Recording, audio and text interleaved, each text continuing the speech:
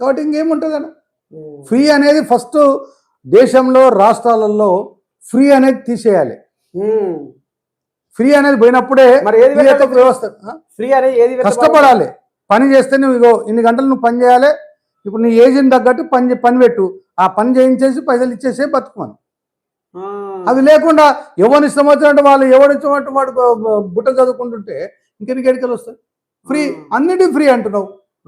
ఆడవాళ్ళకి bus free అంటివి, పింఛన్లు అంటివి, వాళ్ళకి పిల్లలకి స్కూల్ అంటివి, పిల్లలకు పైసలు అంటివి, ఇవన్నీ ఎక్కడివండి?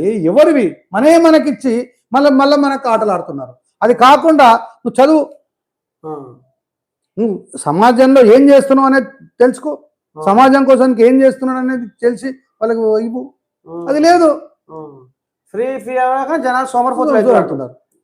తిండి అన్నీ వచ్చాయి, మొత్తం సోమరిపోతులు అయ్యి ఇక అయిపోతుంది. సోమరిపోతులు దొరకనప్పుడు ఎవరి నిన్ను అంటుకోవాలి.